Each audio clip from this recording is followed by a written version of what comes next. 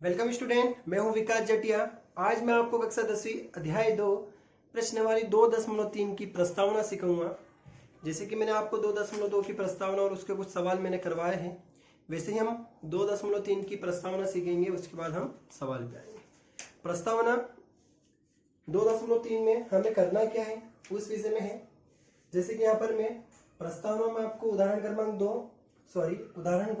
8 और उदाहरण क्रमांक 9 दोनों उदाहरण क्रमांक दोनों भी करवा दूंगा। साथ में इन दोनों में इस चैप्टर में इस प्रश्नवाली में प्रस्तावना क्या चल रहा है वो भी मैं आपको समझा दूंगा।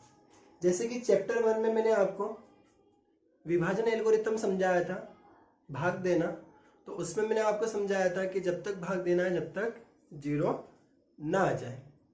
इसमें भी हमें वैसा ही करना है, लेकिन यह जो है यह बहुपद के लिए विभाजन एल्गोरिथम है। बहुपद के लिए विभाजन एल्गोरिथम का तात्पर्य यह है कि यहाँ पर कोई डिजिट नहीं है गणित की। यहाँ पर x स्क्वायर x ऐसे कुछ बहुपद आएंगे जो गणित के अंकों में नहीं रहेंगे, फिर भी इसका हमें विभाजन एल्गोरिथम करना है। अब कैसे करना है वो हम यहाँ पर सीखेंगे, ठीक है।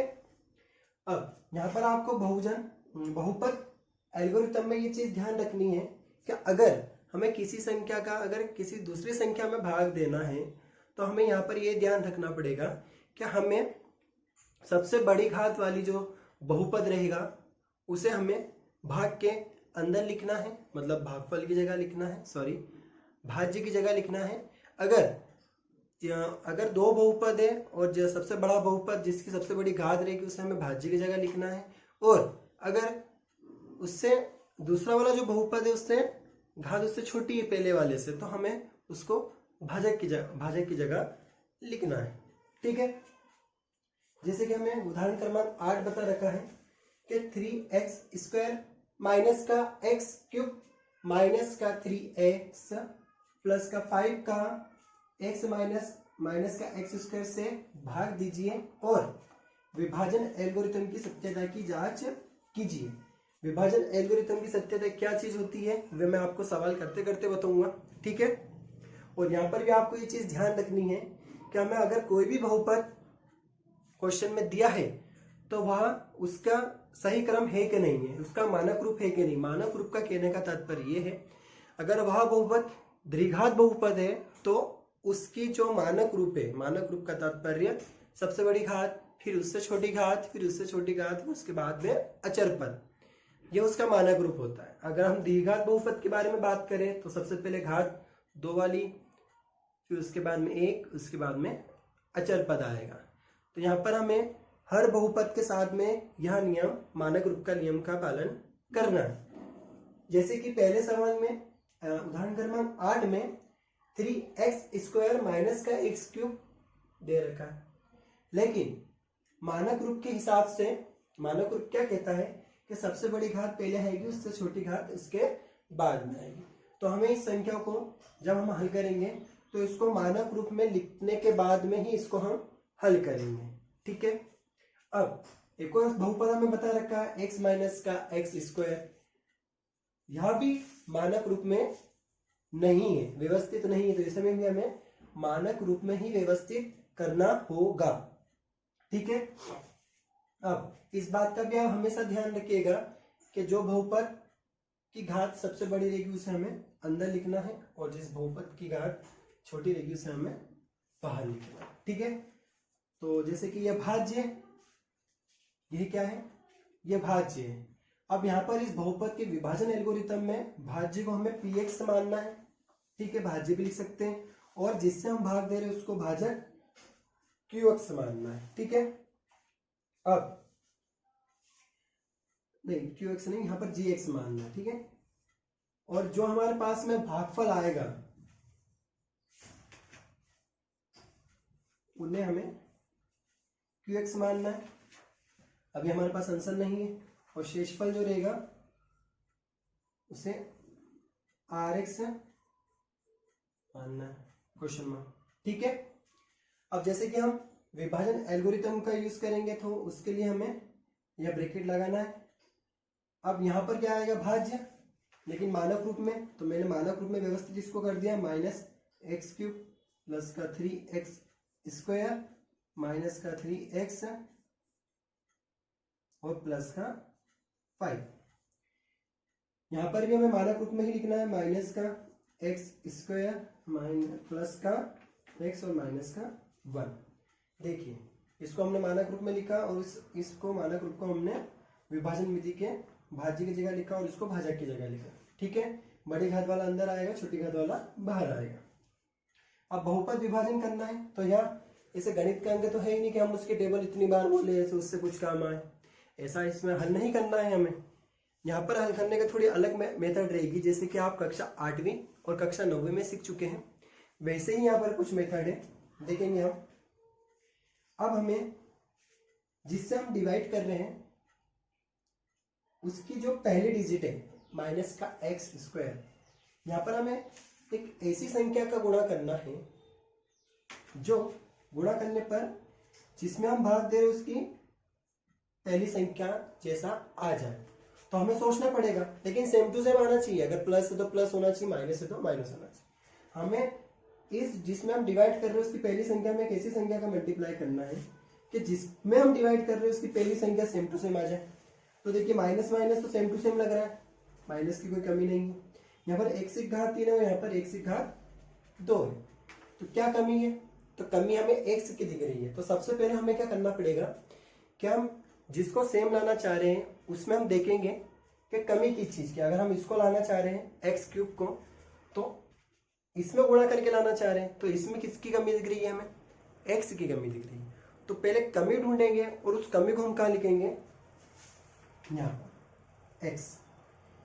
अगर x का मल्टीप्लाई यहाँ होगा तो माइनस का एक्स क्यूब आ जाएगा, लेकिन इस बात का भी ध्यान रखना है कि कमी हमें आगे आगे वाली डिजिट प्लेस के साथ में ढूंढनी है और उसको यहाँ लिखना है। और कमी ढूंढने के बाद में जो कमी आ रही है उसका मल्टीप्लाई इन तीनों के साथ में करना है और तीनों के साथ में करने के बाद उसको नीचे लिखना है। ठीक है, तो सबसे पहले x का अगर x square sorry minus x square में करेंगे तो यह प्लस का और ये माइनस का, प्लस माइनस माइनस एक्स की घात 1 और एक्स की घात 2, तो एक्स की घात 3। अब एक्स का फिर एक्स में करेंगे तो प्लस, ये भी प्लस का और ये भी प्लस का, तो प्लस प्लस प्लस यहाँ पर एक्स स्क्वायर हो जाएगा। फिर एक्स का -1 में करेंगे तो माइनस का एक्स हो जाएगा। ठीक है, यहाँ तक समझ में आया। अब हमारा जो मल्टीप्लाई करने पे जो बहुपद बना है उसके जो भी चिन्ह यहाँ पर है उसको चेंज कर देना। अगर माइनस का है तो प्लस कर देना, प्लस का है तो माइनस कर देना। तो हम ये नीचे वाले डिजिट को देखना, ऊपर वाली को नहीं देखना। तो माइनस का है तो प्लस का हो गया, ये प्लस का है तो माइनस का हो गया, ये माइनस का है तो प्लस का हो गया। बरोबर। अब हम देखेंगे कि यह माइनस का और यह प्लस का। अब यह चिन्ह भूल जाना है हमें, क्योंकि इसका जो चिन्ह मेन कौन है? प्लस का, प्लस माइनस माइनस, तो ये क्या हो गया? क्रॉस हो गया। अब ये 3x स्क्वायर तो प्लस का है और ये एक्स स्क्वायर माइनस का, तो plus minus minus 3x square में से x स्क्वायर गया तो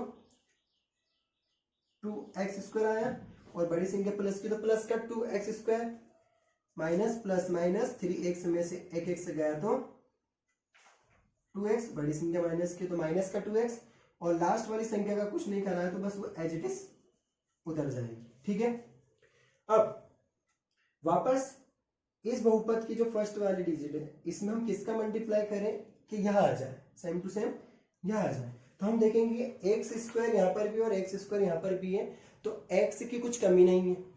डिजिट की बात करेंगे तो यहाँ 2 है, यहाँ पर 2 नहीं है, तो इसका मतलब है 2 की कमी है। और प्लस माइनस की बात करेंगे तो यहाँ प्लस है और यहाँ पर माइनस है। तो हमें ऐसी संख्या का मल्टीप्लाई करना है कि मल्टीप्लाई करने के बाद इसमें यहाँ पर प्लस आ जाए। तो हम यहाँ पर -2 का मल्टीप्लाई करेंगे तो माइनस माइनस प्लस हो जाएगा और यहाँ पर 1 है तो 2 एकम 2 और x square as it is. तो हमारे पास में जो कमी है -2 की कमी है। -2 क्यों ले रहे हैं? क्योंकि माइनस माइनस क्या होगा? प्लस, क्योंकि इसमें मल्टीप्लाई करने पर हमें ये सेम बिल्कुल एज इट इज डिजिट चाहिए, चिन्ह सही। तो -2 का x में करा तो माइनस माइनस तो प्लस, लेकिन 2x स्क्वायर हुआ। फिर कमी दिख गई हमें, तो इस कमी का मल्टीप्लाई तीनों में होगा। तो -2 का प्लस x में करेंगे तो माइनस का 2x और -2 का वन में करेंगे तो माइनस वन में करेंगे तो प्लस का 2। अब जैसे कि बहुपद आने के बाद में चिन्ह चेंज करना है, नीचे वाले डिजिट के, प्लस का है तो माइनस का, माइनस का है तो प्लस का, माइनस का है तो प्लस का। ये बिल्कुल plus minus same to same दिख रहा है तो क्रॉस हो गया, माइनस प्लस माइनस 2x में से 2x गया तो ये भी क्रॉस हो गया, प्लस माइनस माइनस 5 में से 2 गया तो 3, ये हमारे पास में 3 आ चुका है।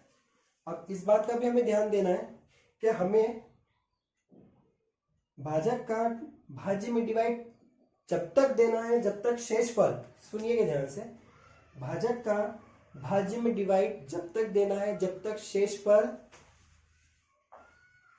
भाजक की जो सबसे बड़ी घात है उससे छोटी ना आ जाए, मतलब छोटी आ जाए तो उसके बाद में हमें भाग बंद कर देना, फिर नहीं देना है। यहाँ पर अगर x की घात 2 है तो यहाँ पर अगर x प्लस 3 भी बचता तो हम वापस डिवाइड नहीं करते। अगर यहाँ पर x की घात 2 भी बचता तो हम दोबारा उसका डिवाइड करते। जैसे यहाँ पर x की घात 2 थी तो ये x की घात 2 भाजक की घात से सेम दिख रही थी तो हमने एक बार और डिवाइड दिया।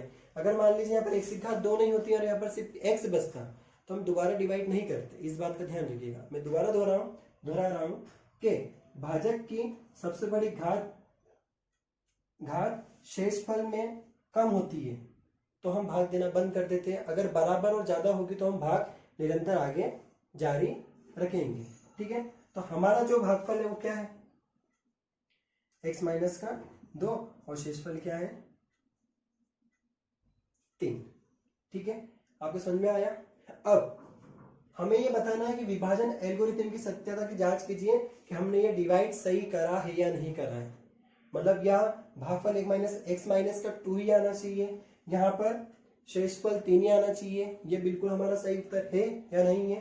तो हमें विभाजन एल्गोरिथम की सत्यता की जांच करनी है। और जैसे कि मैंने चैप्टर 1 में आपको बताया था, भाज्य बराबर भाजक इंटू भागफल प्लस का शेषफल, एक ये फॉर्मूला होता है किसी भी डिवाइड को चेक करने के लिए कि हमारा डिवाइड सेम आया, मतलब सही आया है या नहीं आया। तो हम उसकी भी जांच करेंगे यहाँ पर। तो यहाँ पर मैं ये उदाहरण क्रमांक 9 है, इसको हम बाद में करेंगे।